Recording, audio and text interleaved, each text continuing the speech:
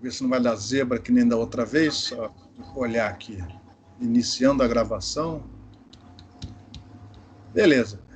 Quando eu ponho a minha tela de computador cheia, eu não consigo enxergar isso que vocês estão enxergando agora.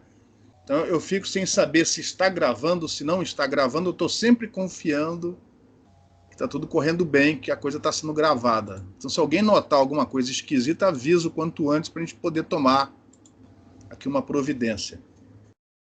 Bom, estão faltando 3 aulas para a nossa primeira prova. E a gente vai terminar essa primeira parte do curso falando sobre equações integrais e um pouquinho sobre método dos momentos. Este assunto, por si só, seria o suficiente para encher uma matéria, uma disciplina de 4 meses, né? Uma disciplina regular sobre método dos momentos, que não existe,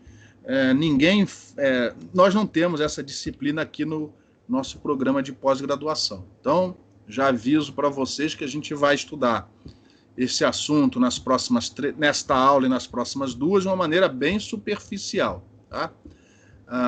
Mas é um assunto bastante interessante, bastante importante na análise de antena. Oi, alguém falou? Por quê?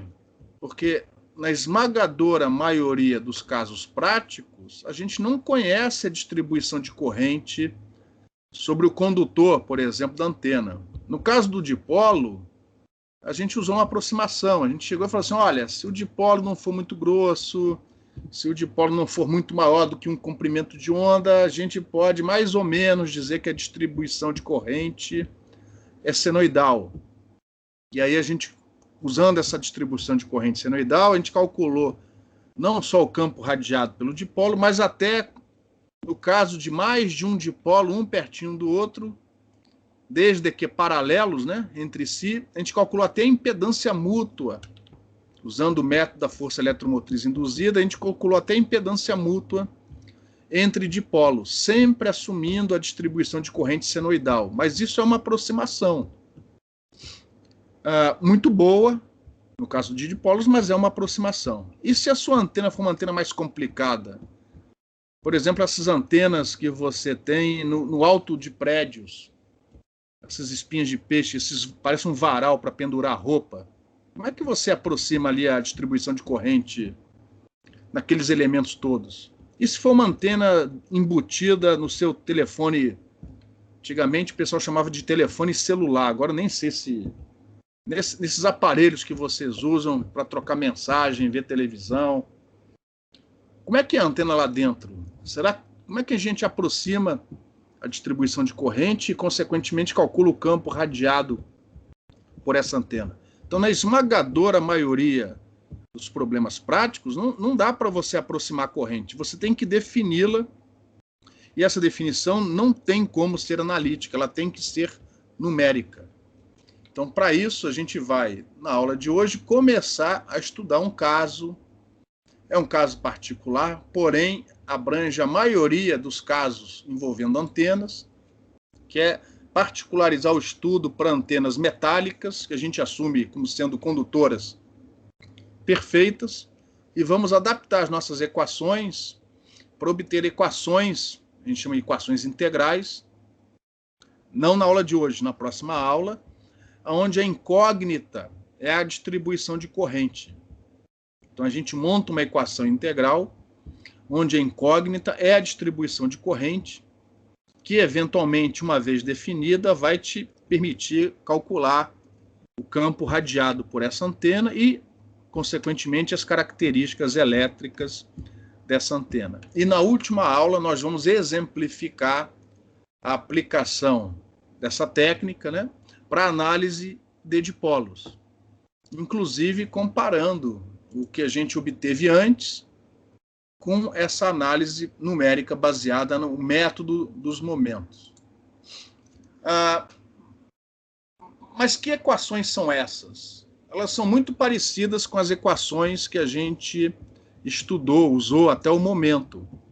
Por exemplo, nas aulas anteriores, em particular no capítulo 3 do Balanis, vocês viram como, através da integração de correntes, né, de fontes, obter o campo elétrico radiado por aquela distribuição de fontes. São essas as equações, ou algo parecido com essas equações, que a gente vai utilizar. Mas repara, essas equações integrais, elas têm a corrente que, uma vez integrada, fornece o campo.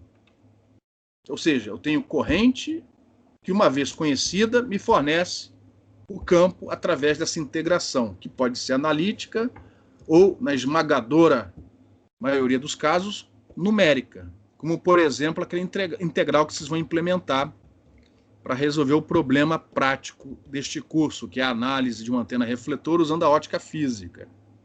Tá? Você tem a corrente, integra, acha o campo. Mas se eu não conheço a corrente e, consequentemente, não conheço o campo, como é que eu posso adaptar essas equações para obter uma equação integral onde a única incógnita é a corrente? Eu não sei se ficou clara a pergunta, mas enfim. Como é que eu monto uma equação integral parecida com aquelas que a gente já viu, onde a única incógnita é a corrente? Com o que vocês já viram nesse curso, como é que você tentaria fazer isso?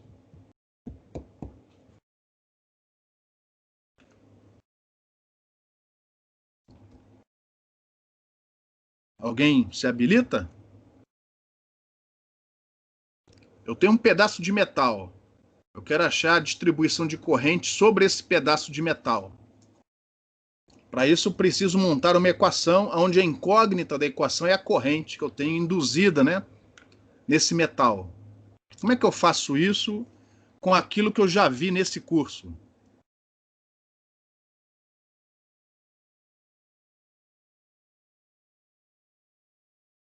Ninguém quis arriscar? Eu não tenho a corrente, consequentemente não tenho o campo.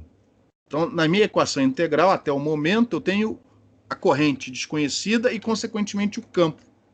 O campo é igual à integral sobre as correntes. Enquanto eu não souber quais são as correntes, eu não conheço o campo. Então, eu tenho ali duas incógnitas, a corrente e o campo. Mas eu preciso ficar só com as correntes como incógnita. Eu não conheço o campo, mas eu sei o seu comportamento. Aonde? Aonde que eu conheço, aonde que eu tenho alguma informação sobre esse campo desconhecido?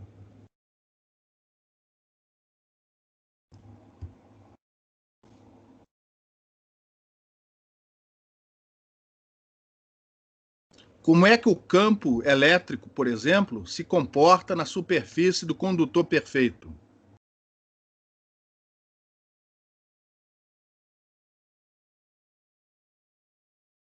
É contínuo.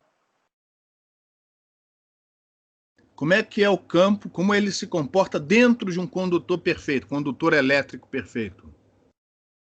É nulo. É nulo. Logo, contínuo, no caso da superfície ser sobre um condutor elétrico perfeito, esse contínuo, nesse caso, significa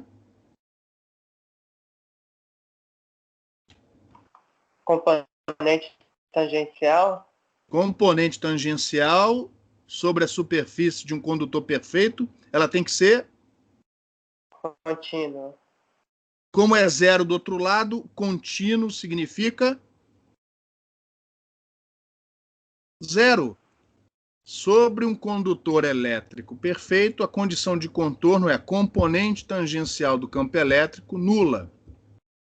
Então, enquanto não conhecer a corrente, enquanto eu não conhecer as fontes, eu não sei como é o campo elétrico radiado por essas fontes. Mas eu sei que, independente de qualquer coisa, na superfície de um condutor elétrico perfeito, a componente tangencial desse campo elétrico tem que ser nula. Então, eu tenho uma região onde eu conheço alguma informação sobre esse campo elétrico. Que região é essa?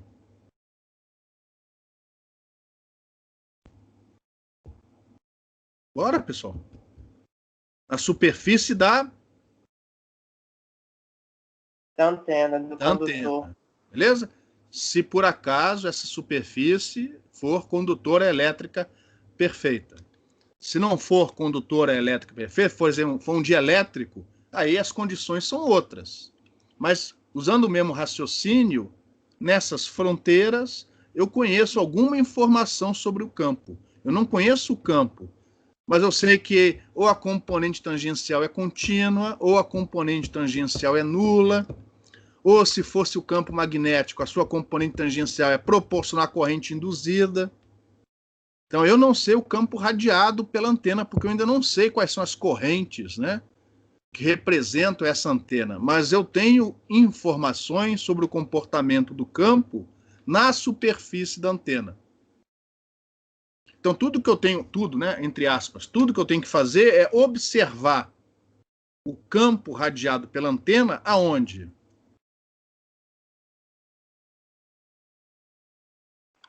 Na superfície do Na condutor. superfície da antena. Ou seja, eu tenho que posicionar o meu vetor R, a posição de observação, ao invés de ficar lá longe, eu tenho que posicionar ela sobre a superfície da antena.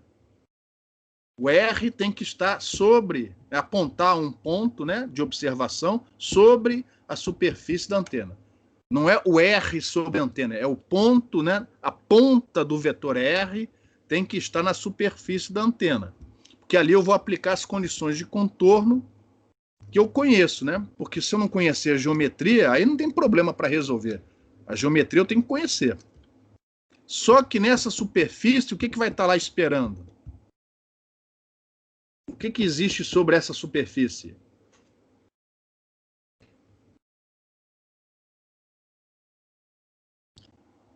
Por exemplo, o que está na superfície do dipolo?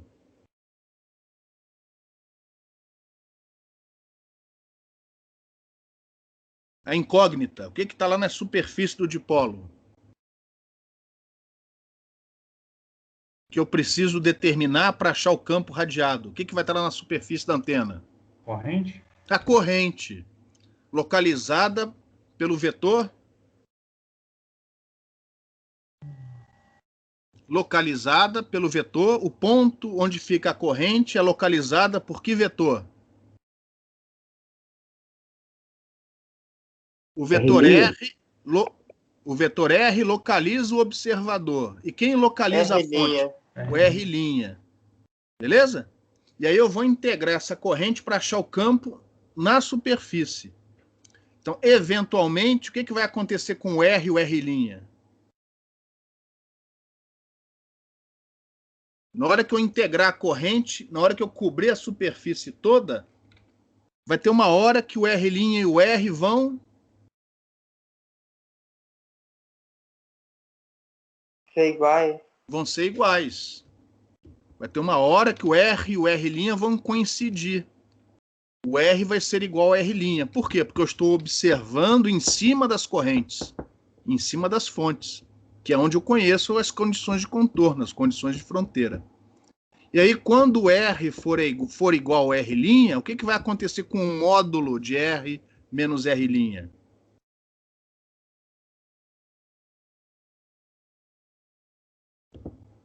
Ora, pessoal, quando o R e o R' forem iguais ou muito pertinho um do outro, o que acontece com o módulo de R menos R'? Zero? Tende para zero. E aí, o que acontece com a função de Green do espaço livre?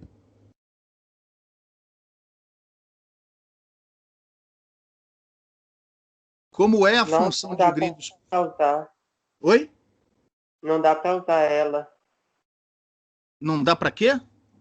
Para usar essa função. Por quê? Porque se a gente não puder usá-lo, tá lascado. R sobre R módulo no denominador vai zerar. Vai zerar. E aí você tem uma singularidade. Sim.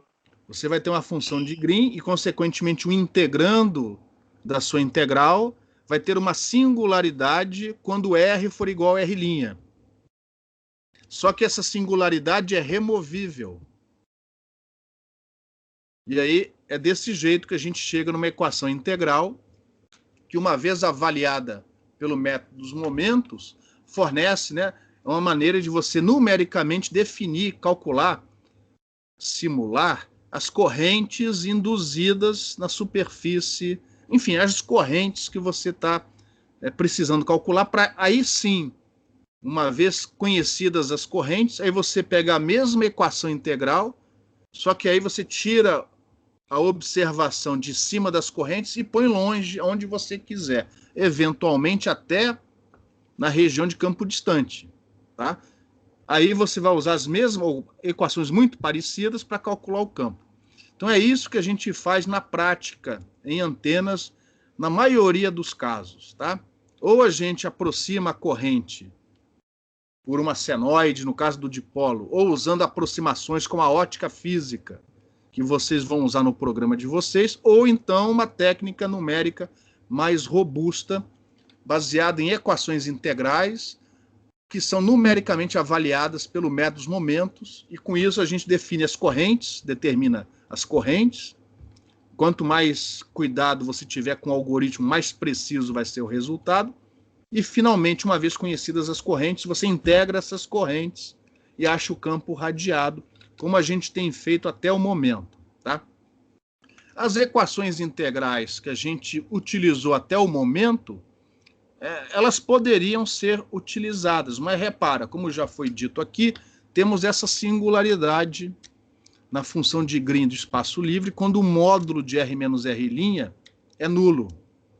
Então, o que vamos fazer na aula de hoje é derivar essas equações integrais novamente, mas sem a ajuda do potencial vetor, que é como é feito no Balanis. No Balanis, ele pega o potencial, define o potencial vetor magnético e o elétrico por dualidade, e com eles ele chega num conjunto de equações que permite você calcular o campo a partir da distribuição de corrente.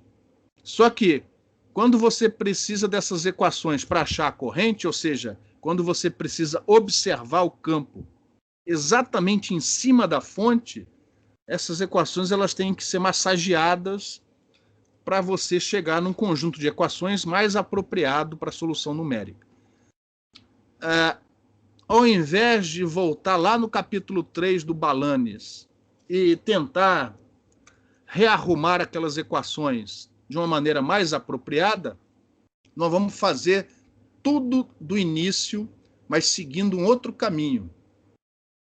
Nós vamos chegar em equações integrais que fornecem para nós o campo a partir das fontes, sem ter que passar pelos potenciais vetores. É lógico que, no final, um caso particular é aquele que a gente já estudou no capítulo 3 do Balanis. Mas fazendo desse jeito, nós vamos chegar num conjunto de equações mais geral e que permite para nós insights físicos, entre os quais entender o que fazer quando a observação é feita em cima da corrente, da fonte.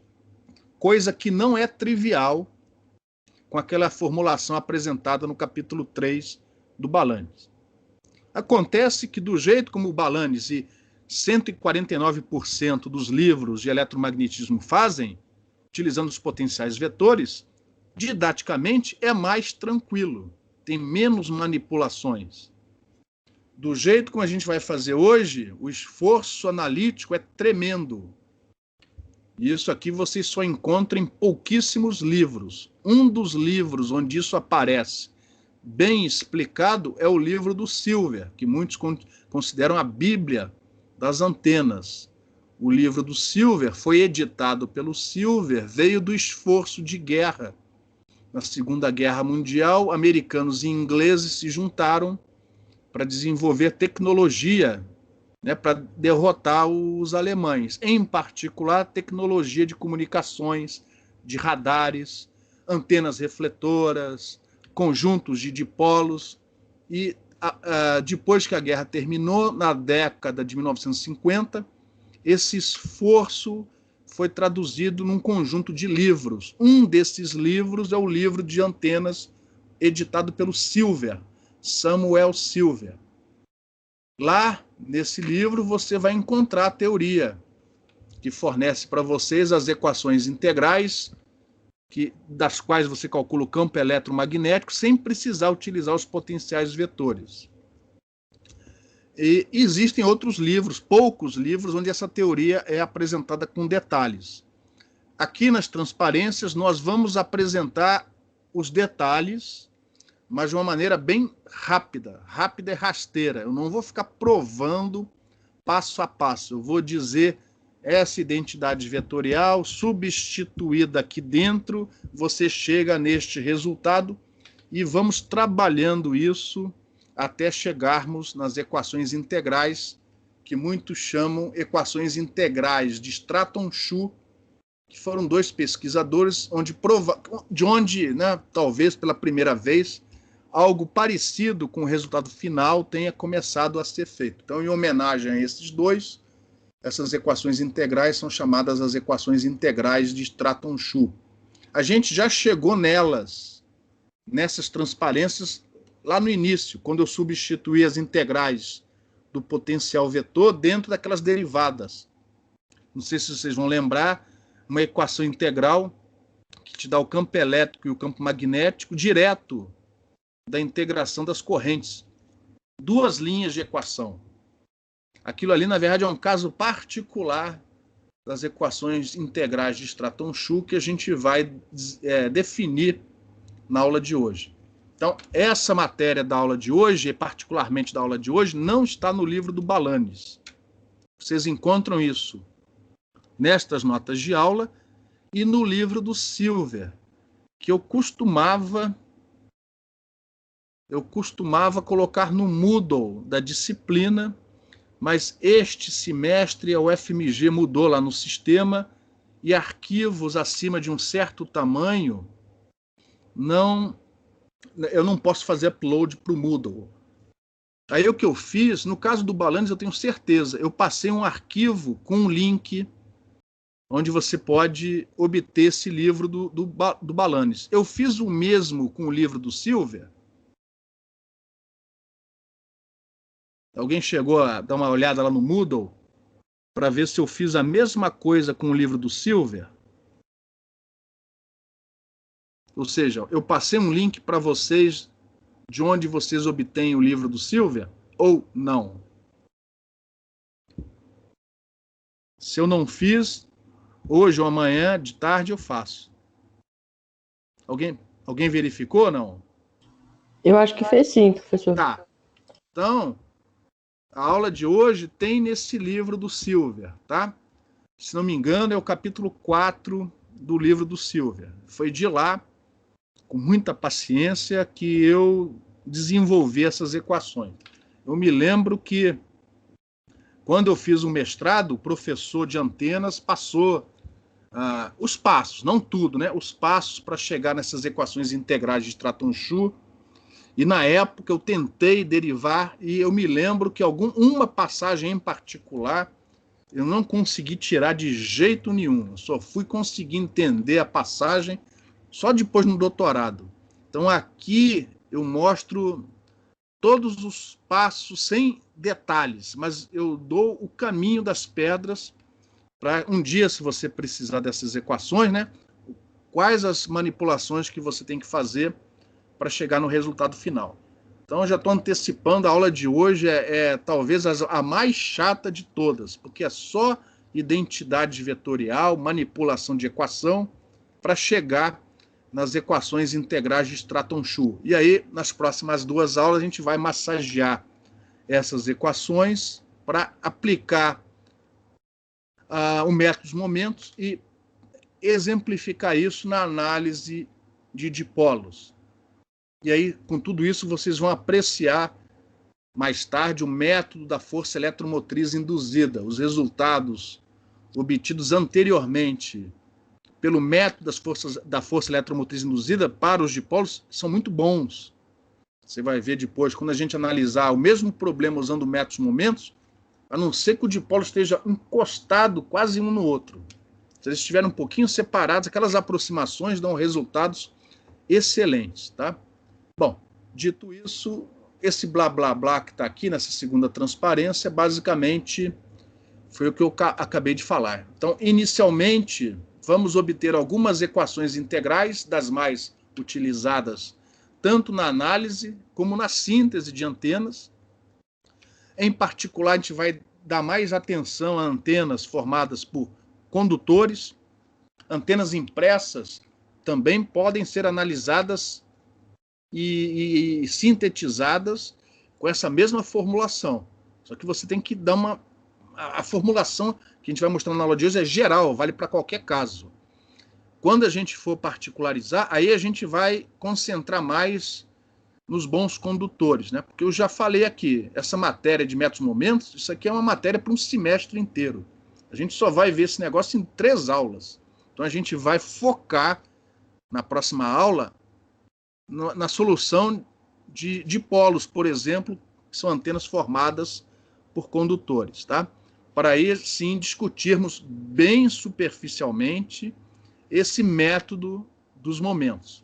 A aula de hoje é geral, a equação que a gente vai obter, ela é geral.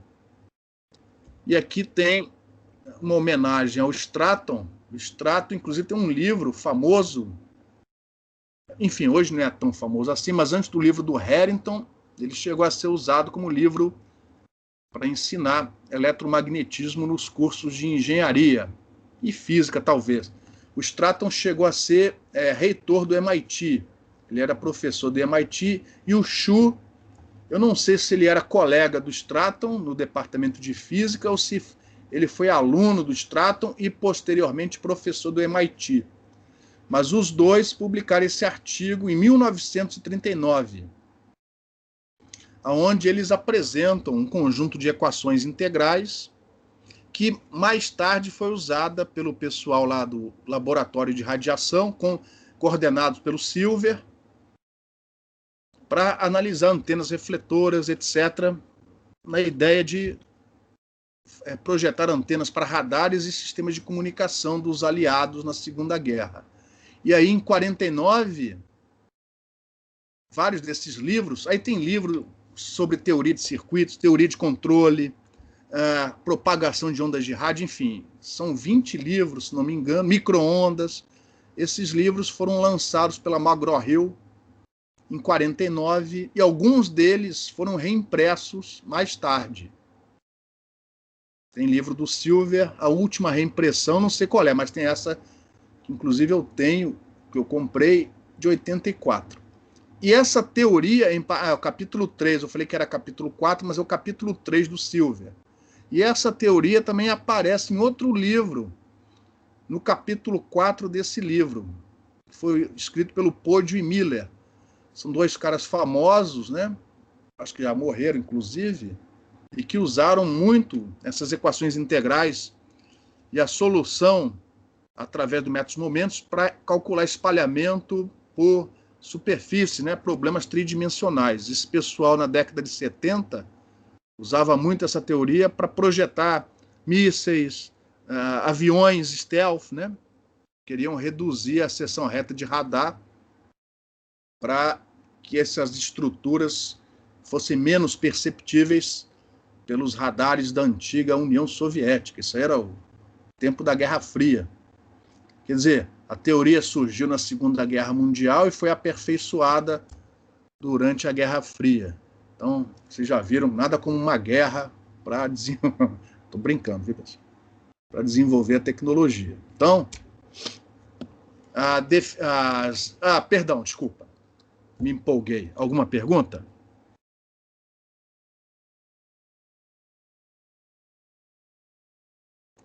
Então, pessoal, agora apertem os cintos, que a coisa vai longe. A gente vai começar com a teoria. A gente não, né? A teoria que aparece no livro do Silver e no capítulo do Podio e do Miller começam com identidades vetoriais. Aliás, é identidade vetorial para tudo quanto é lado. Depois da aula de hoje, vocês vão entender por que os livros, né, estudam antenas utilizando os potenciais vetores. Que se o primeiro capítulo de um livro de antenas começasse com isso daqui, nunca ninguém ia se matricular nessa disciplina. Então a gente vai começar com identidades. É o mesmo Green, George Green, das funções de Green, ó, é Parece que a única foto que existe dele é essa daqui. Então, a gente vai começar com uma identidade vetorial, que é chamada a segunda identidade vetorial de Green. Então, se você pegar lá tudo que vai sair daqui, sai dos apêndices dos livros de cálculo de teoria eletromagnética. Aquelas identidades vetoriais envolvendo divergente, rotacional, gradiente, é dali que a gente vai obter as relações, substituindo eventualmente, né, as equações de Maxwell no meio do caminho, mas são aquelas identidades devidamente manipuladas que vão fazer com que a gente chegue nas equações integrais no final da aula. Então, sem questionar muito, né, o que está sendo feito, eu estou pegando aqui, ó, uma identidade vetorial. V1 e V2 são dois vetores, dois campos vetoriais. Daqui a pouco um deles a gente vai substituir pelo fasor campo elétrico. E vamos assumir que essas derivadas são todas definidas. E se vocês olharem lá as identidades vetoriais, vocês vão ver que o divergente do produto vetorial entre um vetor V1 e o rotacional de um vetor V2 pode ser reescrito desta maneira. A gente não vai provar isso, a gente vai acreditar que isso é verdade. Então, aparece aqui rotacional do V1, escalar rotacional do V2, menos o V1, que multiplica escalarmente o rotacional do rotacional de V2. E embaixo é a mesma coisa, apenas trocando o índice V1 com V2. Então, reparem que esses termos aqui são iguais. Ó. A escalar B é igual a B escalar A. Então, esses termos aqui são iguais. Então, se a gente subtrair uma equação da outra, este termo vai cortar com esse. Então, subtraindo a primeira equação da segunda, ou vice-versa, a gente chega nessa terceira relação. Se eu não estou enganado, esta é a forma diferencial da segunda identidade vetorial de Green. Aí nós escolhemos um volume no espaço, eventualmente esse volume vai ser todo o espaço livre, mas por enquanto tem um certo volume, onde a gente vai integrar dos dois lados essa equação. Repare, é um volume definido por uma superfície fechada S.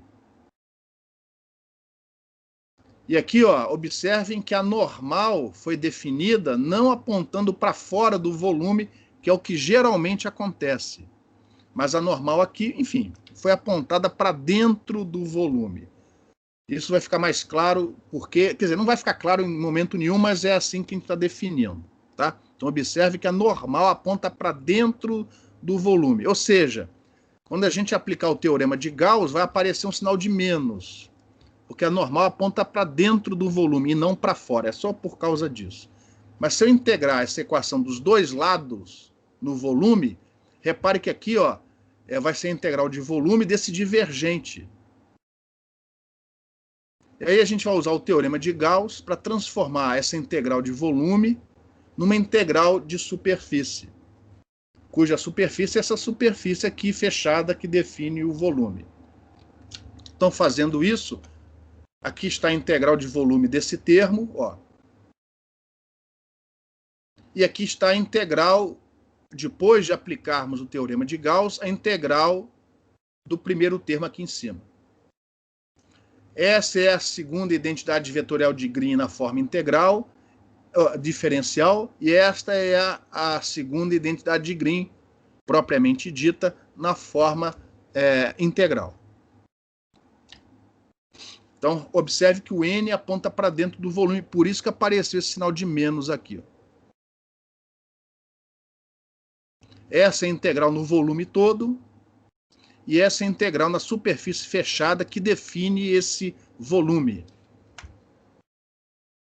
Inclusive, esse volume pode ser limitado por diferentes superfícies.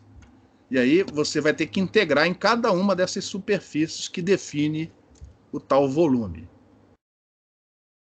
Aqui eu desenho desse jeito só para ficar mais simples. Essa é a superfície, ela pode ser desconexa, né? Você pode ter várias superfícies, você pode ter uma bolha aqui dentro, por exemplo, uma outra superfície, isolando do volume uma certa região. E aí a integral é na superfície S1 e na superfície S2. Em todas as superfícies que definem o volume, onde você está investigando o comportamento, enfim, por enquanto, desses campos vetoriais V1 e V2. Por enquanto foi só manipulação matemática. Alguma pergunta?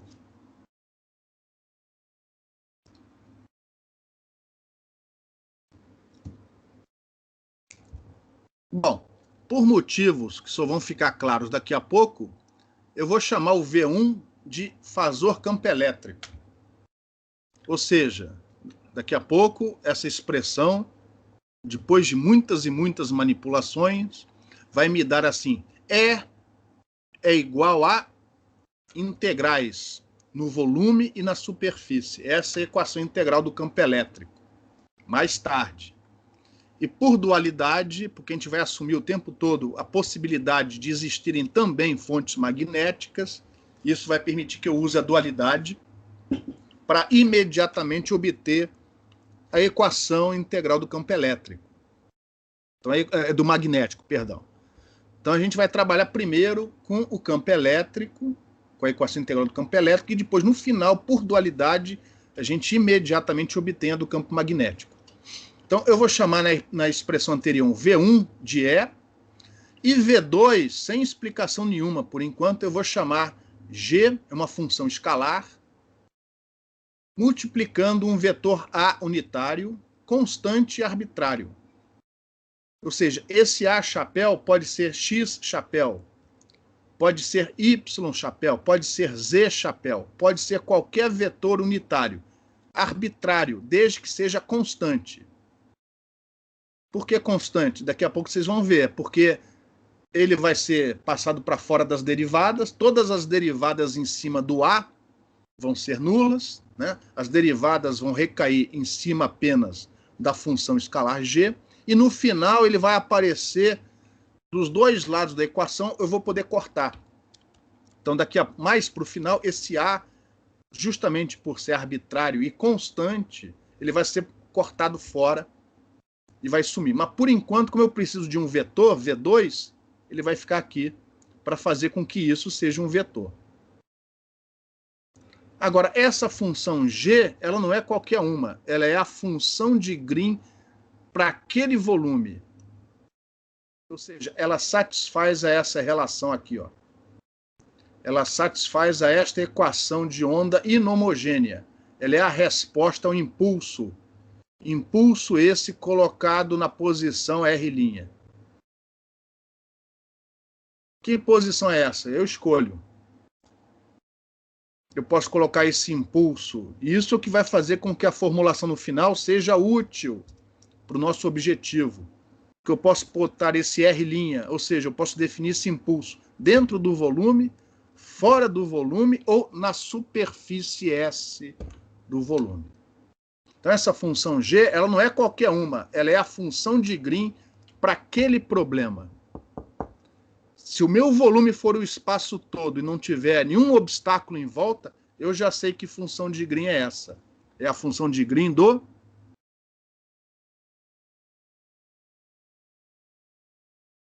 Bora, pessoal. Ajuda aí. Espaço livre. Do espaço livre. É o E elevado a menos JK, módulo de R menos R', dividido pelo módulo de R menos R'.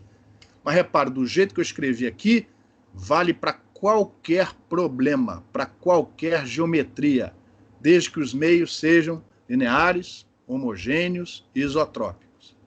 Porque eu vou usar as equações de Maxwell para meios lineares, homogêneos e isotrópicos na hora que eu substituir estas coisas dentro da expressão anterior. Então, a função de Green, essa função G, por isso que a função tem essa letra G, é a função de Green que satisfaz a equação de onda inhomogênea aqui, ó, independente de ser espaço livre ou não, ó. Sujeita às condições de contorno sobre a fronteira, sobre a superfície S. Se eu pegar essa superfície S e jogar para o infinito, aí vira a função de Green do espaço livre. Então, repare, essa formulação ela vai no final ser mais geral do que aquela que a gente viu no capítulo 3 do livro do Balanes, que ela vale inclusive quando você tiver obstáculo na presença das fontes irradiando. É uma formulação muito mais geral do que aquela obtida no capítulo 3 do Balanes, que a gente utilizou até o momento. Tinha um microfone aberto, não sei se tem alguma pergunta. Professor, eu Oi. tenho. Eu acabei de chegar na aula, então talvez você tenha explicado, eu me perdi. A definição do G satisfazer essa equação de onda aí foi arbitrária ou tinha algum motivo anterior que eu perdi, no caso? Por definição, o G satisfaz essa relação. Ok. E a função que satisfaz essa relação, sujeita às condições na fronteira S, é chamada a função de Green daquele problema.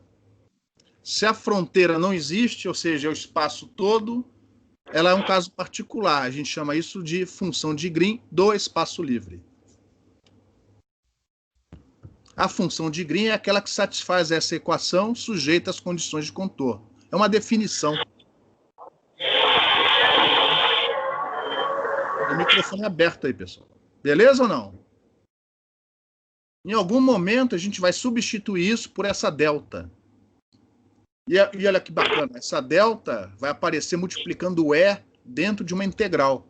Ou seja, aquilo vai ser o campo elétrico aonde a delta está definida. Se a delta de Dirac, né, a função impulso, se esse impulso estiver definido dentro do volume, é o campo elétrico dentro do volume. Se estiver fora do volume, é o campo elétrico fora do volume. Aí vai dar zero, né? Porque está analisando dentro. Se for na superfície, é o campo elétrico na superfície, onde vão estar as nossas correntes. Por isso que essa formulação ela é interessante. Só que para obtê-la, o esforço matemático é tremendo. Mas vamos lá, pô. É tudo manipulação matemática. Vocês nunca viram desse jeito, mas gradiente divergente rotacional vocês já viram em outras disciplinas. Alguma pergunta? Então vamos lá, aperta os cintos. Então, ó, eu peguei a equação anterior, troquei o V1 por E e troquei o V2 por GA. Então até aqui eu só fiz a substituição. Então eu tenho a integral no volume e a integral na superfície fechada que define o volume. Se eu não estou enganado, eu primeiro vou manipular este integrando daqui, ó. E depois eu vou manipular este integrando daqui. Ou vice-versa, tá? Vou começar com um deles e vou manipular o integrando, manipular, até deixar do jeito que eu quero, antes de enfiar de volta dentro da integral correspondente. Então, estou repetindo a mesma equação anterior. Eu vou manipular primeiro. As notas não estão grande coisa, mas elas estão completas. E se eu não estiver enganado, não há nenhum erro nas equações. Elas estão corretinhas. Então, ó, eu vou manipular primeiro este integrando aqui, ó. E eu comecei nessa primeira identidade manipulando o rotacional do campo elétrico. Então o que eu fiz foi primeiro trocar pela lei de Faraday o rotacional do E por isso daqui, ó, menos M, porque eu estou assumindo a possibilidade de haver fontes magnéticas. E isso é bom, porque no final, usando a dualidade, eu vou chegar numa equação correspondente só que para o campo magnético. Se eu não colocar esse M agora, na hora de obter a equação do campo magnético, eu tenho que fazer tudo de novo, só que, né, para o campo magnético. Então, ó, estou colocando aqui por dualidade a corrente magnética M e aqui o termo que você já conhece, menos J ômega mi H. E aí eu tenho que tirar novamente o rotacional, aí eu chego nisso aqui. E aí, ó, aparece o rotacional do H que eu troco usando a lei de Ampère por isso daqui. Lembrando que K ao quadrado é ômega ao quadrado mi epsilon, né? Então esse ômega ao quadrado mi epsilon, que o mi epsilon aparece no rotacional do H, Eu já coloquei tudo aqui. Então, eu reescrevi rotacional do fasor campo elétrico por isso daqui.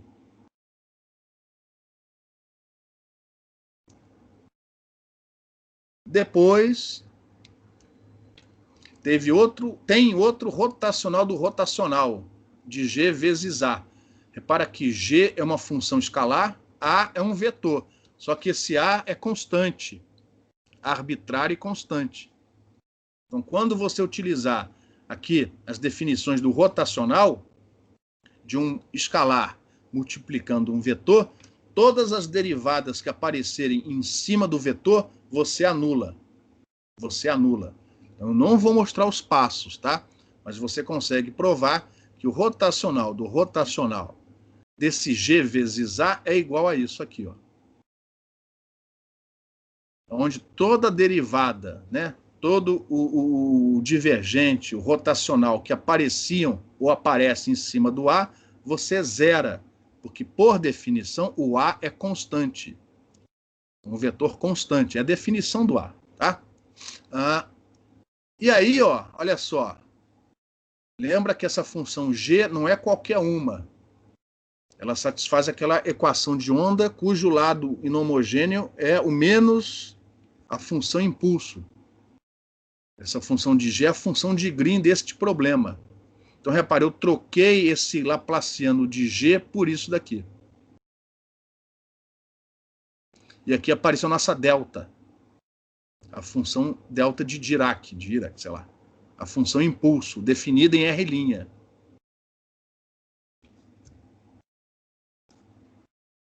Prosseguindo, que ainda não terminamos aqui, ó.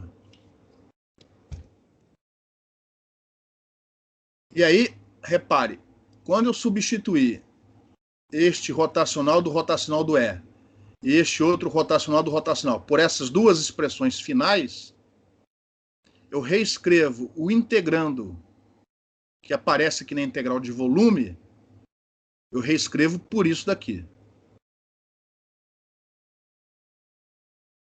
Aqui, ó, é o GA escalar este cara daqui, menos o E escalar este cara daqui. Além disso, apareceu, ó, isto daqui, ó, que veio daqui. Eu manipulo mais um pouquinho. O que eu fiz aqui? Aqui eu passei... Aqui simplesmente eu passei este G para este lado. Repara que aqui, ó, este termo GA escalar K ao quadrado E também aparece aqui, ó. Só que com um sinal trocado. Então, este termo daqui, ó, este termo daqui, multiplicado por isso, lógico, né? Corta com este termo daqui, multiplicado por isso.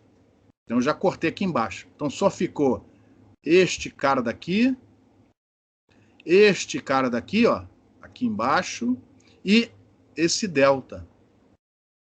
Repare, esse fasor campo elétrico multiplicado delta por delta, quando jogar aqui dentro da integral, você sabe, né?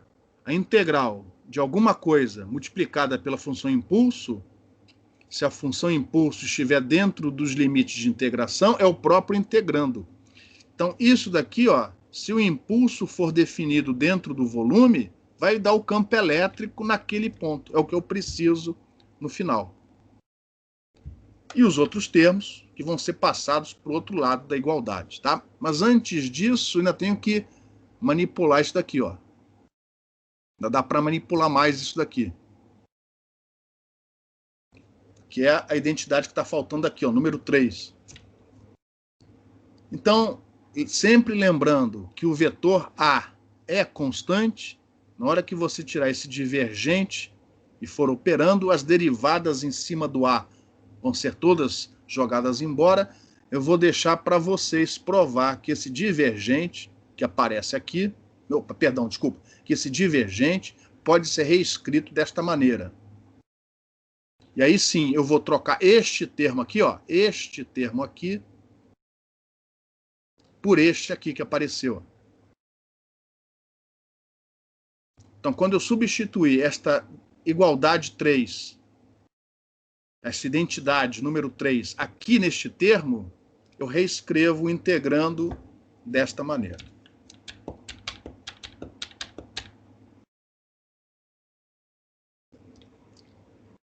Isso tudo, esses 4 termos, aparecem dentro dessa integral de volume.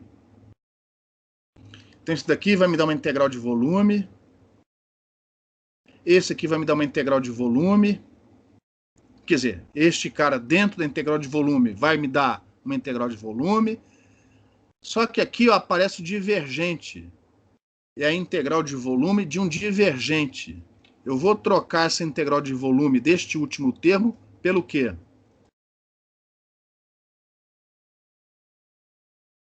Integral de superfície. Usando o teorema de Gauss com o sinal trocado por causa da normal, este termo vai virar uma integral de superfície, que vai, daqui a pouco, juntar com alguma coisa nessa outra integral de superfície que ainda não foi tocada. Então, este termo, usando o teorema de Gauss, vai se transformar numa integral de superfície, que lá no final eu vou juntar com isso daqui. Então, as integrais de volume vão ser só neste termo e neste. Estes 3 termos, eles têm o que em comum?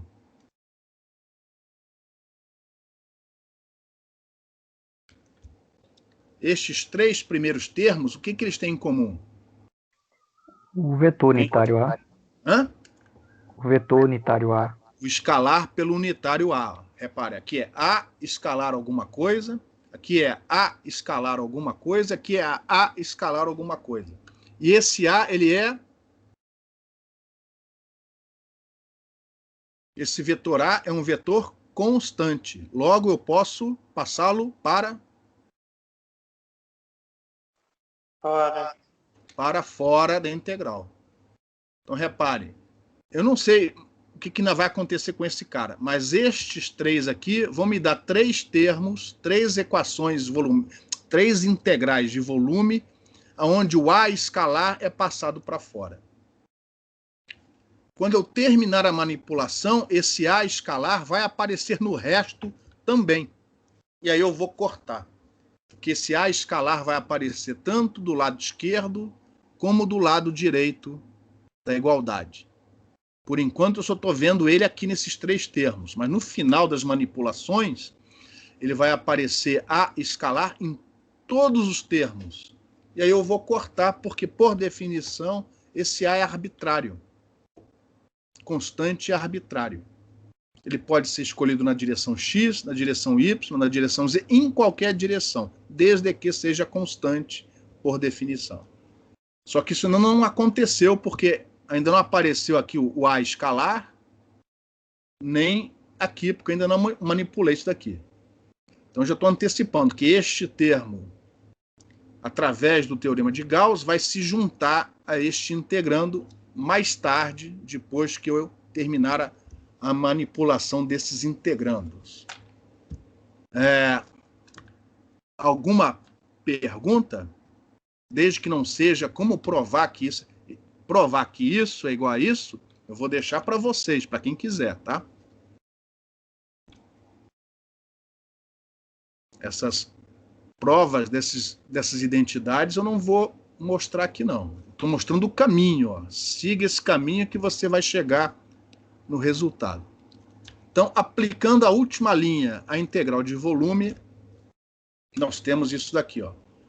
Como foi antecipado, ó, 2 dos termos eu juntei no mesmo integrando, com o A escalar já passado para fora. Este cara aqui é importante, porque aqui ó, vai sair o campo elétrico amostrado nesta posição. Eu já separei. E o outro termo... Ó, eu já passei aqui para fora. Só um momentinho.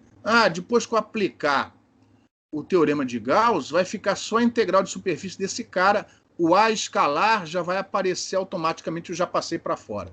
Então tá aqui, ó. Repare que todos os termos têm o A escalar fora. E isso vai acontecer também com a outra integral de superfície. A gente vai ver daqui a pouco. Até aqui, alguma pergunta?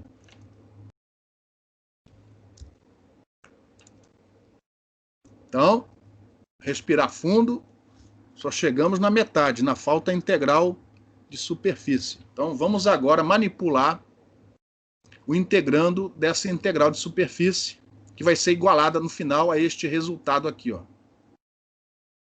Então, tome mais identidades vetoriais. Observe que o que eu fiz aqui.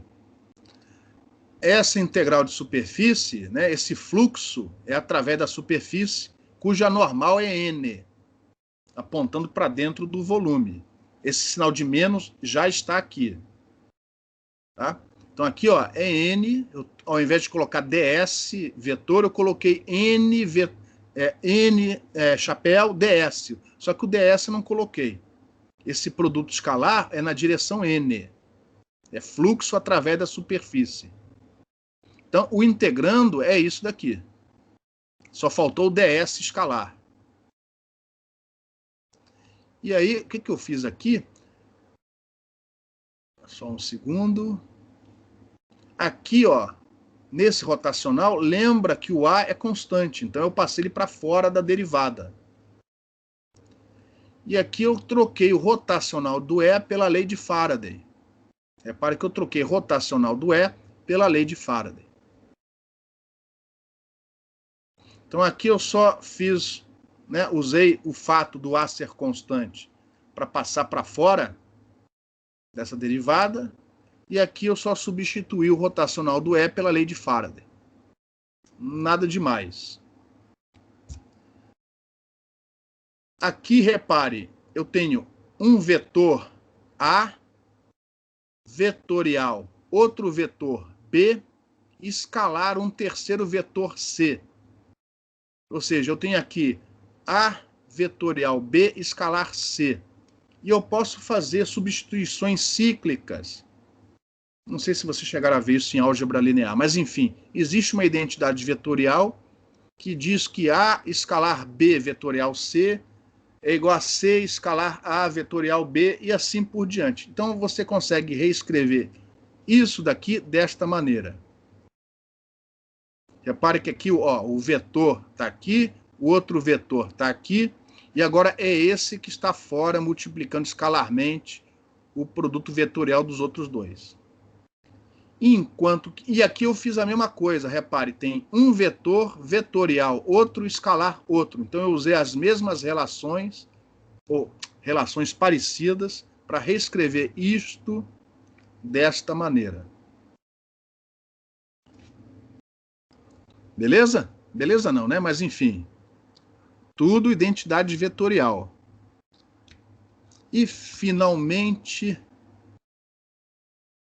eu reescrevi isto, né? Aí usando, ó, um vetor vetorial, o outro escalar, o outro, o mesmo tipo de permutação cíclica, eu usei mais uma vez para reescrever isto desta maneira, enquanto que aqui eu não mexi, deixei como estava antes.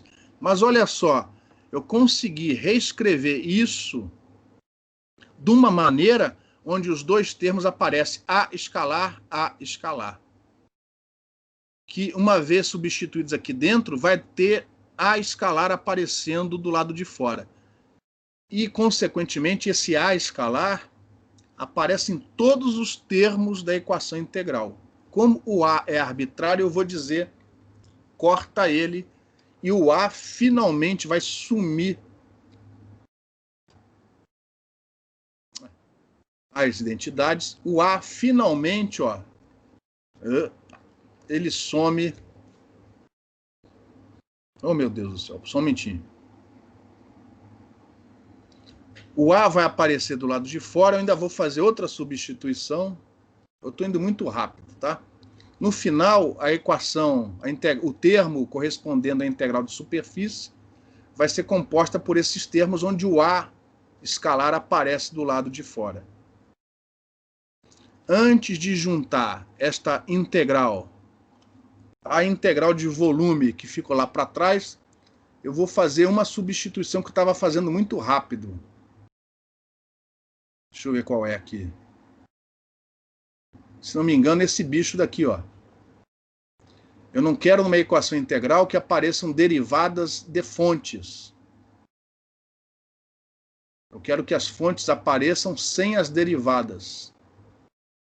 Se esse for o seu desejo, o que eu fiz aqui... Não, minto. O que eu fiz aqui? Só um momentinho. Não, na verdade eu estou trocando isso aqui na integral de volume. Vou voltar lá para trás, pessoal, só um momentinho. Me antecipei. Então, lá na integral de volume apareceu divergente do E. Lá na integral do volume apareceu divergente de E. Ele vai aparecer aqui, esse campo elétrico aparece aqui, mas eu quero que ele apareça aqui. E aparece aqui.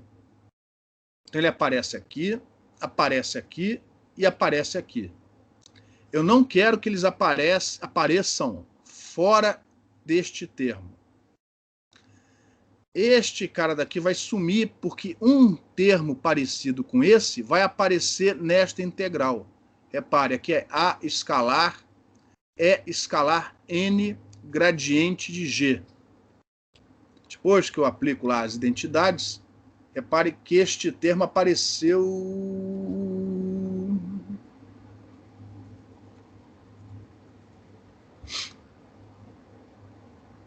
ele vai sumir daqui a pouco, pessoal. Estou perdido aqui, vocês já viram, né?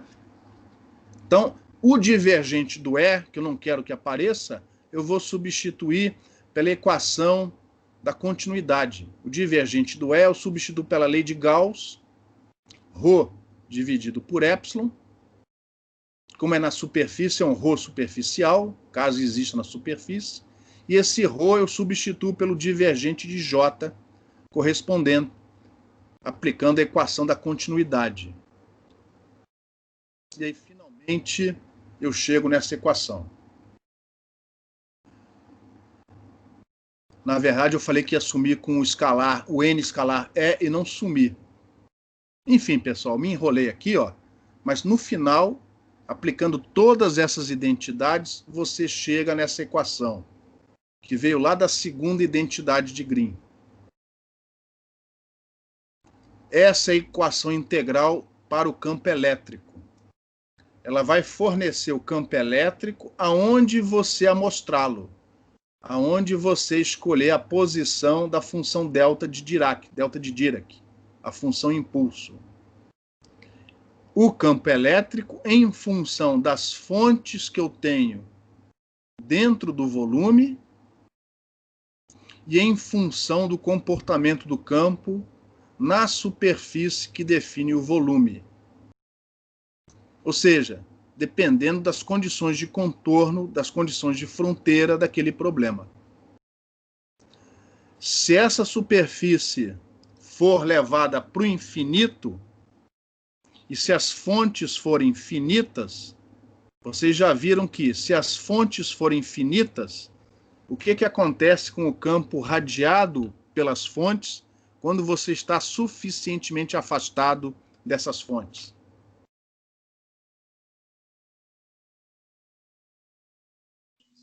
Eles são TRM. Ele vira uma onda esférica, uma frente de onda esférica TM.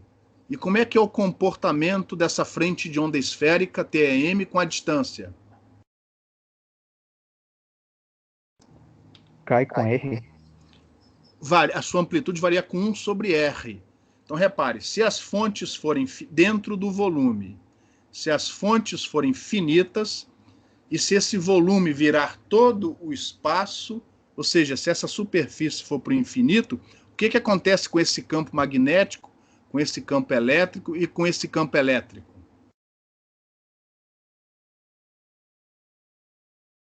Eles tendem para...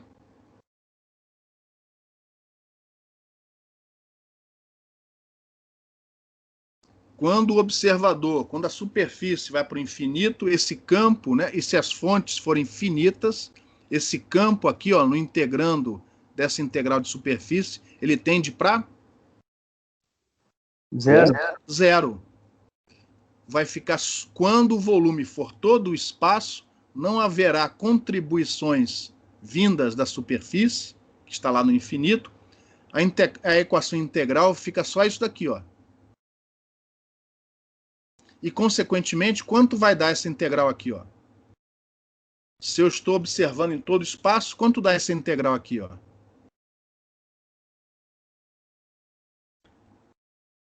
O campo elétrico na posição do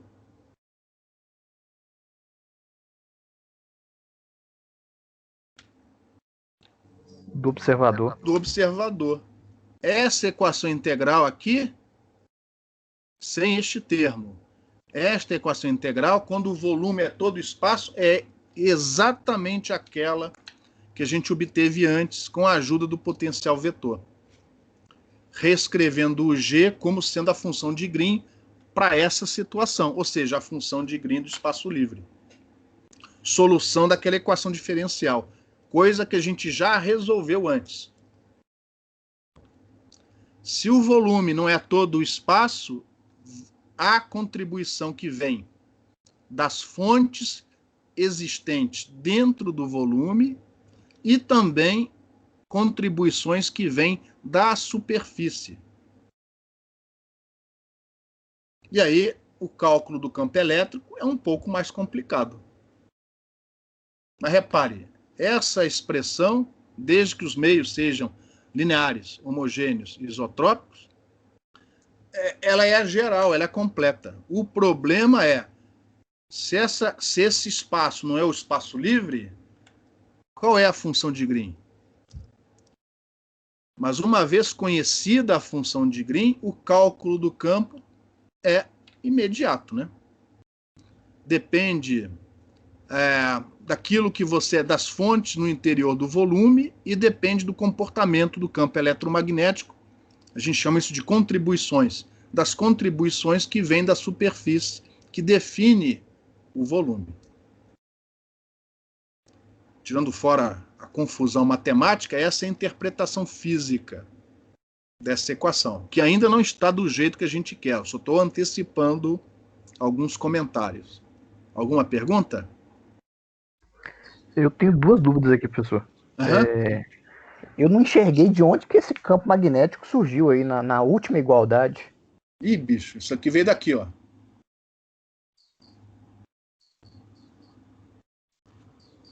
Repare, primeiro, você tem razão, a coisa foi corrida mesmo. Primeiro eu manipulei, lembra da segunda identidade de Green, que eu tenho uma equação no volume igual a uma equação na superfície. Aí primeiro eu manipulei esta integral de volume. Deu, depois de muitas passagens, aqui já estou antecipando, a integral de volume deu isso daqui. Aí depois eu fui manipular a integral de superfície. Depois de muitas passagens, a maioria eu pulei aqui, eu cheguei nisso daqui, ó. O teu H veio daqui, ó. Aí eu juntei o resultado da integral de volume com o resultado da integral de superfície, depois de ter feito essa substituição. Aí eu passei uns termos para um lado, os termos para o outro e reescrevi no final desse jeito. Então, este termo daqui veio daqui.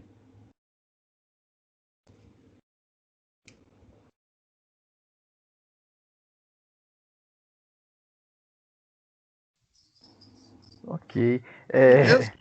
Beleza não, né? Mas tudo bem. Enfim, depois é muita manipulação. Depois, quem quiser, faz com calma. É muita manipulação. Por isso que 197% dos livros de antena não dão essa teoria.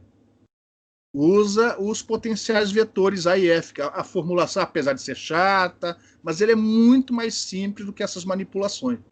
Repare que é só manipulação vetorial e as equações de Maxwell, né? Trocar o rotacional do E por isso, o divergente do E por aquilo. Mas o resto é só identidade vetorial, teorema de Gauss. Mas é muita... Por isso que vocês têm que dar valor para esses pesquisadores, em particular de meados do século XX, que fizeram essas manipulações para chegar nessas equações integrais que ajudaram a derrotar o Hitler. Pô. É daqui que saiu a teoria de antenas, que depois acabou virando um livro do Silver. Mas esses caras manipularam essas equações para chegar em fórmulas que permitissem eles a projetar as antenas. Muitos desses caras depois viraram um prêmio Nobel. Porque por causa do esforço de guerra, eles pegavam todo mundo que tivesse um QI mais elevado e juntou todo mundo. Depois que terminou a guerra, cada um foi para o seu canto. Então tinha muito físico, aliás, eram quase todos físicos, né, trabalhando em cima dessas equações. Alguns foram ganhar prêmio Nobel depois, não mexendo com isso, né? Mexendo com física quântica. Beleza? Então não fiquem chateados, não. Os caras que desenvolveram essas equações e manipularam eram caras brilhantes. Eles foram. Aqui a gente está seguindo os mesmos passos dos caras. Mesmo assim, vocês veem que não é trivial. Mas é manipulação matemática. Então, no final, você chega numa expressão. O importante é entender a física no final. Você chega numa expressão que vai fornecer o seu campo elétrico na posição onde você observá-lo, em função das fontes que houver dentro do volume, mais contribuições que vêm na superfície. Poxa, como assim contribuição que vem da superfície? Ué, se você tiver fontes também fora do volume, as contribuições dessas fontes fora do volume não vão estar aqui. Elas vão vir daqui, ó. Porque essas fontes fora geram um fluxo, né, que atravessa a superfície e entra lá para dentro. Então você pode ter fontes dentro do volume e fontes fora do volume. As fontes dentro do volume, elas já vêm direto, ó. Você já calcula a contribuição daqui, ó. E as fontes que estiverem fora do volume, elas vão contribuir.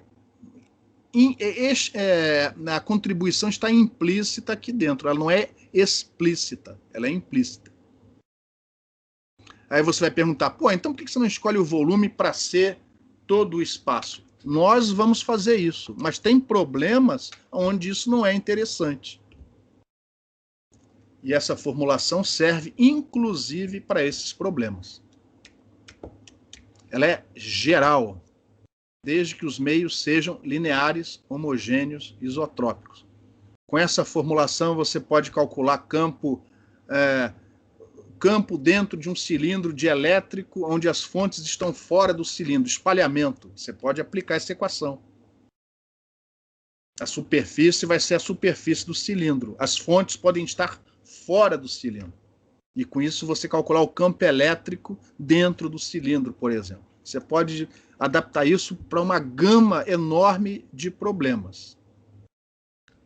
Nós não vamos fazer isso aqui, até porque nós só conhecemos a função de Green para uma geometria, que é o espaço livre. Ou seja, é quando este termo não existe, que a superfície foi lá para o espaço para o infinito.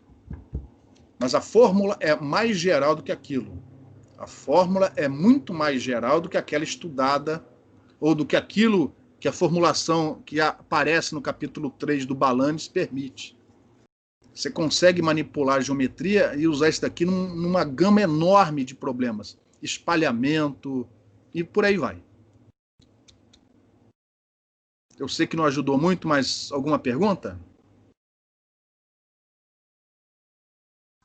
Eu tenho outra. Por que você preferiu colocar campo magnético do lado direito, já que o objetivo é deixar o campo elétrico igual a alguma coisa que seja, sei lá, independente? Porque eu vou trocar daqui a pouco isto por outra coisa. Ah, beleza. Eu não concluí, tem mais coisa ainda. Beleza ou não? Então repare, esta equação ela é geral. Ela é geral. Provavelmente os físicos não vão gostar deste termo. Os físicos provavelmente não gostam desse termo porque até agora não foi provada a existência de cargas e, consequentemente, de corrente magnética. Se não houver fontes magnéticas no seu problema, você zera esse termo. Mas se você tivesse zerado no início, você não ia conseguir depois, por dualidade, obter a equação para o campo magnético. Beleza? Mas, como já foi dito, né, nós só conhecemos a função de Green para o espaço livre. E aqui o curso é um curso de antenas. Então a gente vai agora adaptar esta equação para a nossa realidade. E uma das coisas que a gente quer sumir nessa equação é justamente com esses termos, onde aparece n vetorial H, n vetorial E e n escalar E. Agora eu estou adaptando a formulação para algo mais útil para antenas, mas isso no final vai deixar essa minha equação mais particular e não tão geral. Antes de fazer isso, eu só queria ressaltar: a contribuição para o campo vem das fontes no interior do volume e das contribuições que vêm da superfície S que define esse volume, onde algumas dessas contribuições podem estar associadas a fontes irradiando, porém fora do volume, que aparecem, ou nesse caso vão aparecer implicitamente nessas contribuições aqui. Mais alguma pergunta? Então agora eu vou começar a particularizar essa equação para os problemas do curso. Então repare, os problemas do curso, geralmente envolvendo antenas, espalhamento, é uma fonte, uma antena irradiando na presença de obstáculos. Por exemplo, esse problema, depois de devidamente adaptado, a fonte pode ser colocada no espaço que existe entre os polos de um dipolo. E o obstáculo ser o metal do dipolo. Ou seja, imagina aqui a figura de um dipolo com um gap entre os polos metálicos. E eu ponho uma fonte no meio daqueles polos. E o obstáculo passa a ser os metais, né? O metal que compõe o dipolo. Um polo para cima, outro polo para baixo. Esse problema poderia ser uma antena, uma fonte de corrente impressa na superfície de um dielétrico. Antenas impressas.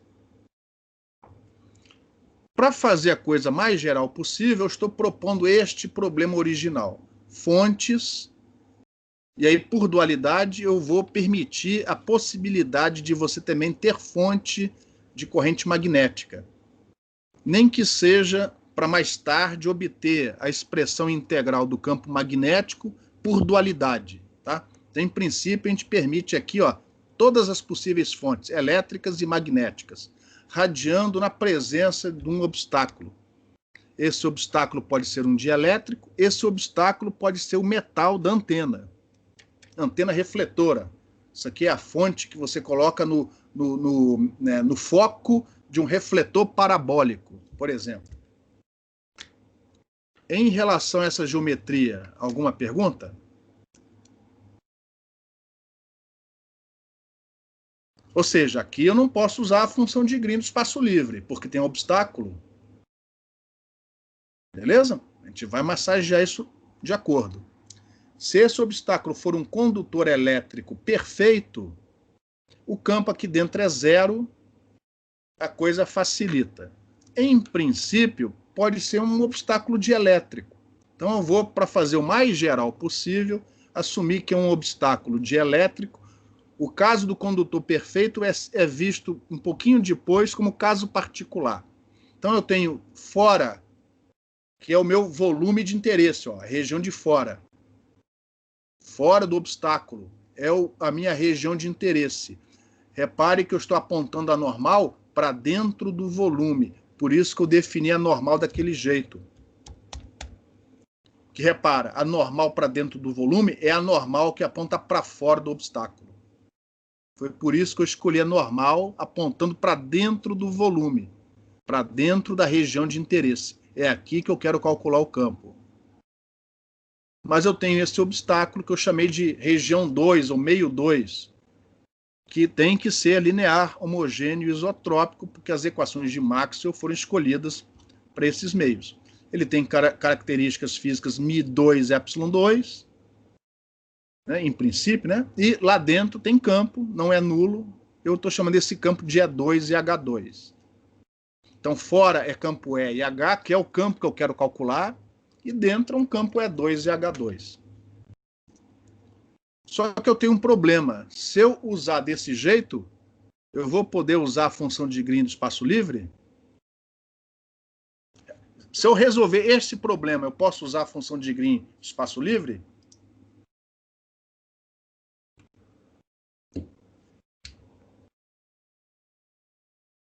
Não.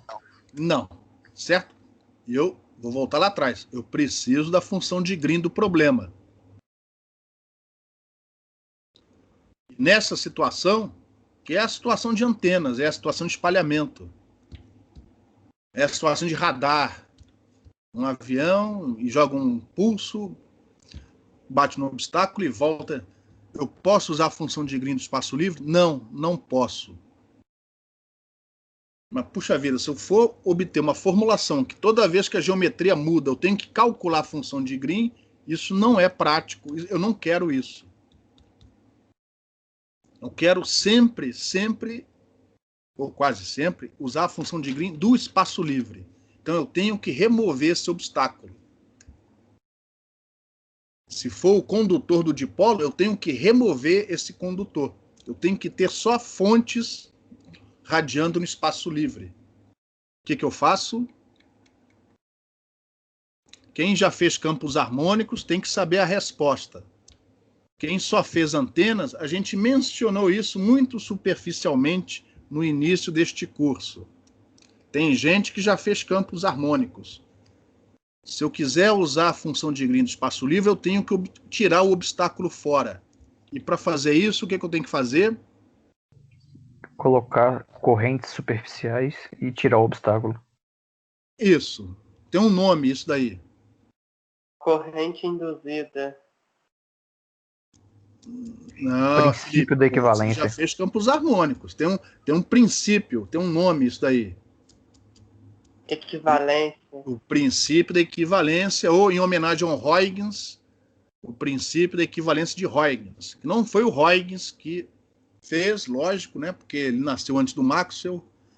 Mas como as ideias dele eram parecidas, no final foram comprovadas, pelo menos se a luz pudesse ser interpretada, né, como uma onda. Nós aqui no curso não mostramos isso da maneira rigorosa. Isso é visto numa outra disciplina chamada campos eletromagnéticos harmônicos. Mas existe o princípio da equivalência que mostra que este outro problema, que não é igual ao problema original, é um outro problema, é um problema matemático. O que aconteceu aqui? O obstáculo foi removido, mas a superfície matemática é a mesma. A normal é a mesma, o obstáculo foi removido. Nesse vácuo que ficou, onde antes havia o obstáculo, eu fui com uma mangueira e preenchi com o mesmo meio que eu tenho fora. O mesmo μ epsilon de fora, eu preenchi de tal maneira que não existe mais uma interface. Existe uma superfície matemática definida, que é a mesma superfície do problema original. Mas o obstáculo foi removido. Dentro, eu forço o campo a ser nulo, porque, afinal de contas, a solução trivial é solução das equações de Maxwell, 0 igual a 0. Então, eu não estou violando a solução das equações de Maxwell, porque eu estou impondo uma solução trivial, que é a solução das equações de Maxwell, 0 igual a 0. E fora, eu imponho rigorosamente a mesma solução do problema original. Ou seja, o mesmo E, o mesmo H e as mesmas fontes. Ó. As fontes ficaram no mesmo lugar. Só que repara, fora eu tenho campo, dentro eu não tenho. Eu tenho uma descontinuidade nas componentes tangenciais do campo elétrico e do campo magnético.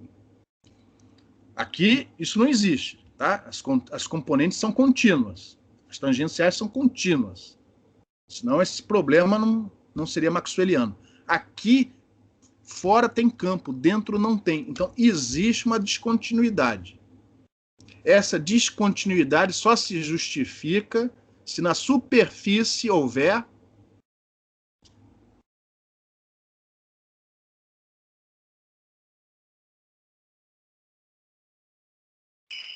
Uma corrente induzida. Aqui não é induzida, até porque aqui não tem material, não tem obstáculo. Lá tem um nome mais correto. Correntes equivalentes. Superficiais. Essas, eventualmente, vão ser as correntes induzidas na superfície do dipolo, que até anteontem a gente assumia senoidal, mas não é senoidal. Essas são as correntes que a gente tem que determinar, porque a gente não conhece essas correntes. A gente conhece as fontes. As fontes são impostas. Mas estas correntes a gente não conhece, porque a gente não conhece a solução do problema. A gente apenas conhece as condições de contorno. N vetorial E tem que ser igual a J equivalente na superfície. E menos N vetorial H tem que ser igual a M equivalente na superfície. É a única informação que a gente conhece. Mas estas correntes a gente não conhece. São essas as correntes que, uma vez montadas as equações integrais, vão ter que ser numericamente determinadas. E, geralmente, a técnica numérica utilizada é um método dos momentos. Eventualmente, adaptando o problema da maneira correta, essa é a corrente na superfície do dipolo. Essa é a corrente na superfície do loop. Essa é a corrente nos diversos dipolos, num conjunto de dipolos. Aí você vai falar assim, puxa vida, você está trocando um problema onde o obstáculo é conhecido, as fontes são conhecidas, por um problema onde não tem um obstáculo, mas você foi obrigado a definir novas fontes. Além daquelas conhecidas, fomos obrigados a impor novas fontes na superfície do problema, que são desconhecidas. Para que fazer isso? Por que eu vou querer resolver este problema ao invés deste problema? Se eu estou trocando este problema, onde o obstáculo é conhecido, as fontes são conhecidas, por um problema onde o obstáculo não está mais presente, mas eu fui obrigado a impor fontes desconhecidas que eu vou ter que determinar numericamente. Por quê? Porque e aí está o X da questão. Oi? Porque deve ser mais fácil do que calcular a equação de Green daquela equação de onda lá atrás. Porque aqui neste problema eu conheço a função de Green. É a função de Green do espaço livre. Espaço livre. Aqui eu não tenho fontes desconhecidas, mas eu não conheço a função de Green. Eu não conheço a solução daquela equação de onda escalar. Eu não conheço a resposta ao impulso. Porque neste curso a gente só conhece a resposta ao impulso se esse impulso estiver numa região sem obstáculos. Aqui eu não tenho os obstáculos. Não tenho obstáculos. Eles saíram fora. Então eu posso usar a função de Green para aquele meio, μ. Mas eu fui obrigado a colocar fontes superficiais desconhecidas. No caso do dipolo, foi rigorosamente isso que a gente fez. Rigorosamente isso. Senão a gente não poderia ter usado a função de Green do espaço livre para analisar o dipolo. Só que aí a gente falou o seguinte, essa fonte desconhecida é senoidal. Enfiamos na integral, resolvemos e achamos o campo e todo o resto. No caso da antena refletora, né, que vocês vão analisar, você vai aproximar essa corrente. Você vai usar uma aproximação chamada aproximação da ótica física. E dada a fonte externa, você vai aproximadamente dizer, a corrente é mais ou menos isso. E aí integra e acha o campo. Se nenhuma aproximação puder ser feita, porque a geometria é muito complicada, é uma antena dentro de um telefone celular, você vai ter que resolver isso numericamente antes de achar o campo radiado pela antena. E é esse o objetivo desta aula e das próximas aulas. Então, utilizando o problema equivalente, repare, eu vou trocar naquela integral de superfície, onde que o Helvécio reclamou, aonde apareceu n vetorial h, eu vou usar j equivalente na superfície. Aonde apareceu n vetorial e, eu vou usar o menos m equivalente na superfície. Aonde apareceu n escalar, eu vou substituir pelo divergente da corrente, usando a equação da continuidade. E aí, olha só, eu chego nessa relação aqui, ó. No problema equivalente, que se tudo correr bem, vai me dar a mesma solução matemática ou numérica do problema original. Aqui estão as fontes conhecidas no volume e aqui estão as fontes desconhecidas na superfície que define o volume. Só que agora eu posso usar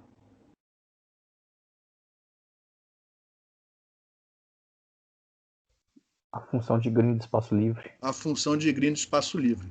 E repare como este termo volumétrico é análogo a esse superficial. Este termo volumétrico é análogo a esse superficial. E este termo volumétrico é análogo a esse superficial. Fontes volumétricas são integradas no volume, enquanto que as fontes de superfície, as distribuições superficiais, são integradas na superfície. E isso me dá o campo elétrico, aonde eu defini a observação.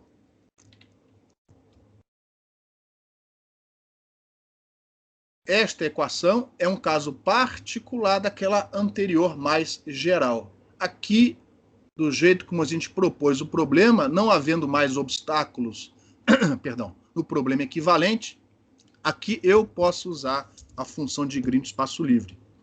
A função de Green é conhecida.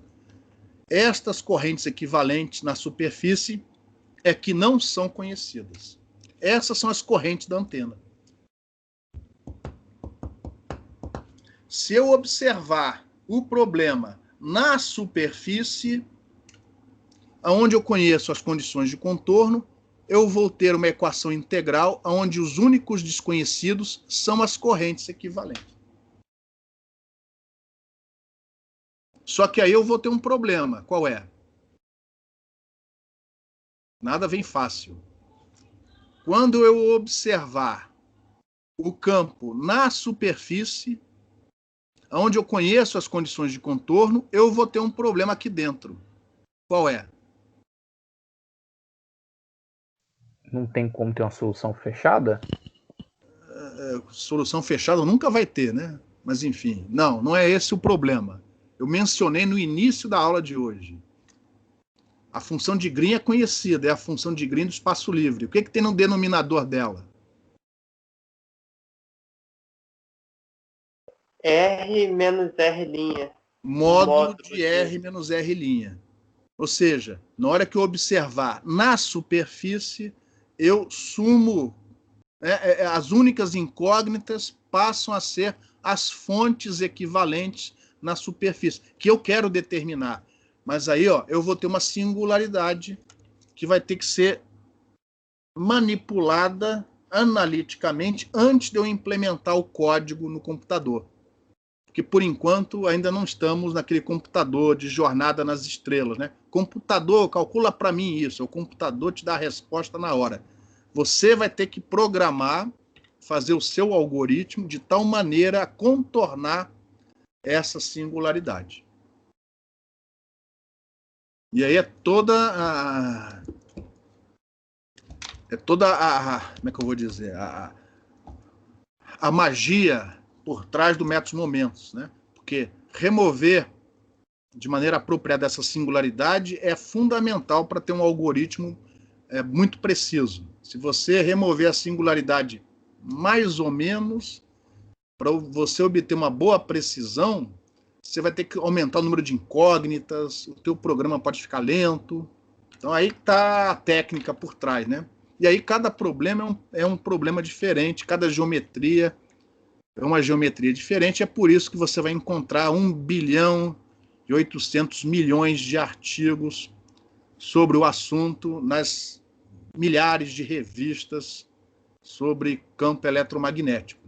A maioria não presta, um ou outro são fundamentais e já foram pesquisados, estudados por outros pesquisadores no passado. Aqui a gente vai mais tarde, na semana que vem, provavelmente, exemplificar isso para um dipolo. Filamentar. Ao invés de superfície, vai ser um filamento de corrente. E vamos mostrar alguns casos e comparar com casos vistos anteriormente, aonde a gente assumiu essa corrente senoidal. E vamos ver que a aproximação senoidal não é ruim. Então, para o dipolo, provavelmente esse esforço daqui, na maioria das situações, não se justifique. Mas talvez para a antena dentro de um telefone celular, esta seja a única maneira de você projetar e analisar aquela antena. Alguma pergunta? Eu tenho, professor. O lado direito dessa equação aí, né?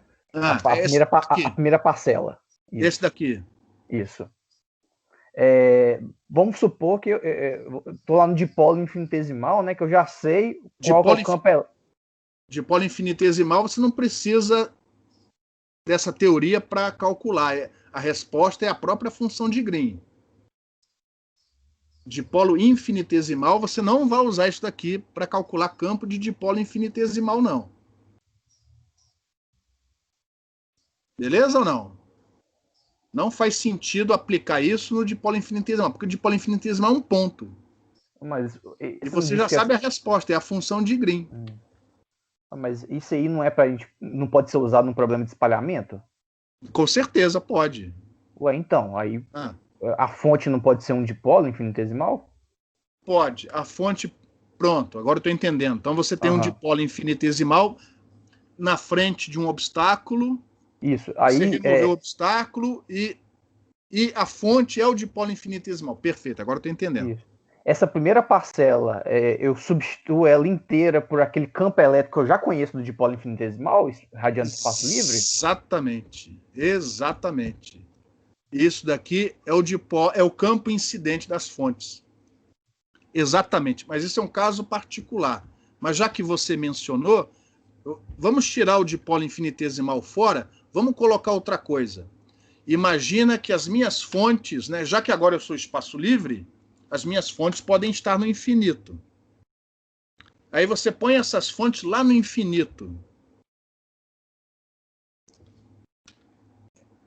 O que campo essas fontes irradiam sobre o obstáculo? Uma onda plana. Pronto. Quando você tiver um problema de uma onda plana incidindo sobre o obstáculo, isso daqui vai ser o campo elétrico incidente. Exatamente. Este vai ser o campo elétrico incidente, que aí você não vai precisar colocar essa integral, porque ele é dado, é a onda plana incidente. E esta é a parcela espalhada pelo obstáculo que te dá o campo total. Exatamente isso. Quando você conhece o campo incidente, você troca essa integral toda pela expressão do campo incidente, observado onde você observar o campo total. E esse campo, que no problema equivalente ao campo radiado pelas fontes desconhecidas, no problema original é o campo espalhado pelo obstáculo. É isso mesmo. Só que aqui em antenas, a gente não vai... Em campos harmônicos, a gente até estuda esse problema, né? A onda incidindo, uma onda plana incidindo num obstáculo. Nesse caso, isso vai ser trocado pelo campo incidente. Como é campo elétrico, é o campo elétrico incidente. No caso de um dipolo infinitesimal, é o campo elétrico radiado pelo dipolo infinitesimal, pela fonte. Também conhecido como campo incidente. Agora eu entendi a pergunta. Mais alguma pergunta?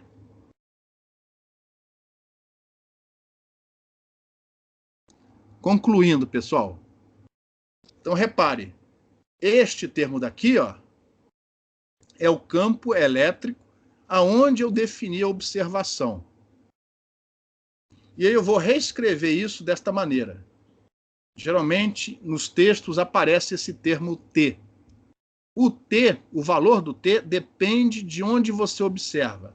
Por exemplo, lembrando que eu estou particularizando o problema para aquele da radiação na frente de um obstáculo. Então, aqui está o obstáculo. Eu desenhei o obstáculo como um cubo só para facilitar o desenho e a interpretação deste resultado. Então, repare, se a observação for feita dentro do volume, esta função, 1 sobre t, este valor, 1 sobre t igual a 1. Ou seja, esta integral é o campo aonde eu observar. Mas eu tenho que antecipar que, no caso da solução numérica dessas correntes, eu vou ser obrigado a observar na superfície. Então, se, por exemplo, o observador, a observação for feita exatamente na superfície da antena, repare que metade do voluminho vai estar dentro do volumão e a outra metade vai estar fora. Logo, 1 sobre t vai valer quanto? 1/2. Porque metade da delta está dentro do volume e a outra metade está fora. Se por acaso a observação for feita em arestas, aí você tem que tomar cuidado. Por exemplo, no caso dessa figura, 1 sobre t é 3/4, ou seja, 3/4 do volume está fora, ou melhor, está dentro do volumão e 1/4 está fora, ele tem que ser removido. Isso daqui, ó, é fundamental na hora que a gente for montar mais tarde a equação integral para achar as correntes induzidas na superfície do condutor, que neste problema são correntes equivalentes.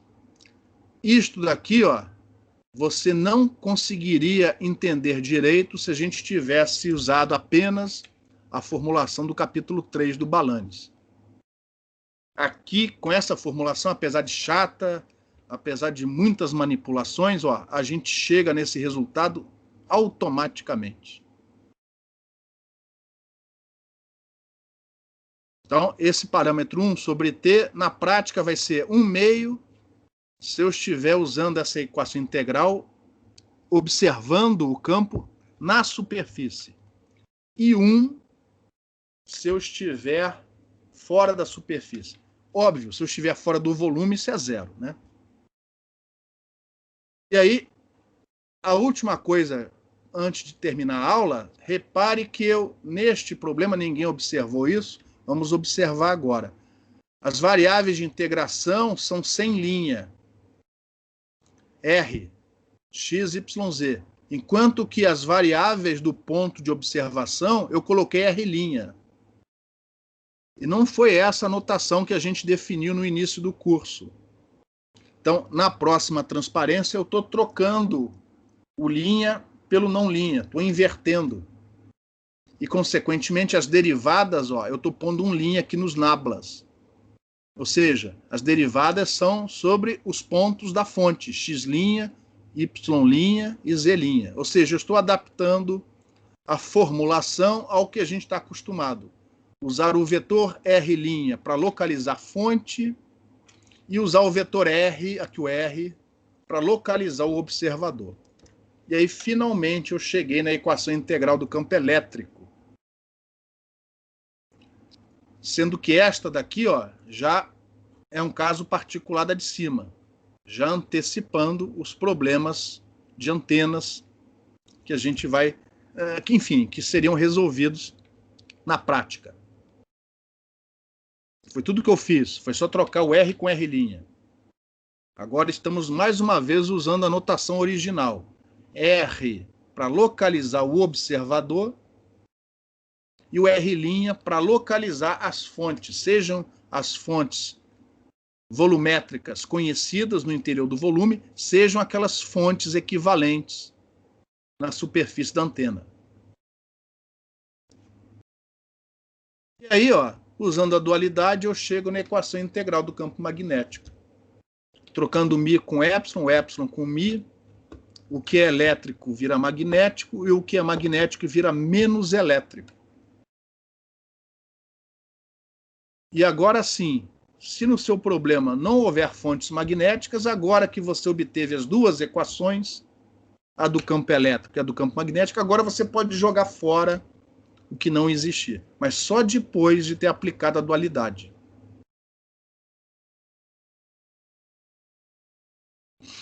Então, a equação da página anterior é chamada equação integral do campo elétrico. E esta equação é chamada a equação integral do campo magnético. No limite em que a sua superfície for para o infinito, você vai recair naquelas equações que a gente obteve antes, no capítulo 3, quer dizer, no capítulo 3 do Balanis não, porque ele usa os potenciais vetores, mas que a gente mostrou aqui nas transparências. Eram umas equações enormes, vermelho. São essas equações aí, ó. Onde a função de Green é a função de Green do espaço livre. Ou seja, a solução que a gente estudou até o momento é um caso particular dessas soluções integrais baseadas na formulação de Stratton-Chu. A vantagem dessas formulações é que permitem você analisar uma gama enorme de problemas, coisa que a formulação até então não estava permitindo. A desvantagem é que, para chegar nessas equações, as manipulações algébricas são tremendas. Então, por isso que praticamente nenhum livro de antenas apresenta o assunto desta maneira. Só livros mais avançados, como o livro do Silver e outros livros, né? O Balanis não é o caso. Se vocês forem ver o Balanis, como a gente vai fazer também, ele só resolve com métodos momentos correntes filamentares. E ele chega nas equações não desse jeito. Ele chega de um jeito bem correto, perfeito, mas ele não usa equações gerais. Essas equações que eu estou mostrando aqui para vocês vale para uma gama extraordinária de problemas, inclusive para problemas de espalhamento, problemas de radares, problemas onde a sua antena possui também dielétrico, como em antenas impressas. Essa formulação é super geral, desde que os meios sejam lineares, homogêneos e isotrópicos. E isso não se encontra em qualquer livro, tá, pessoal? A aula foi dura, eu passei por um monte de manipulações, porque senão ia ficar muito chato, e eu queria gastar mais tempo falando fisicamente, né, tentando falar fisicamente o significado por trás dessas equações, do que ficar focando nas passagens, lá nas identidades vetoriais. Eu vou encerrar aqui a apresentação perguntando, né, se alguém tem mais alguma dúvida. Essa aula de hoje vocês vão ter que, em casa, com muita paciência, voltar a dar uma olhada, pelo menos nas passagens principais. Mais importante do que passar pelas passagens é interpretar o resultado final. É isso que é importante em relação à aula de hoje. É uma formulação integral mais completa. Permite você resolver mais problemas.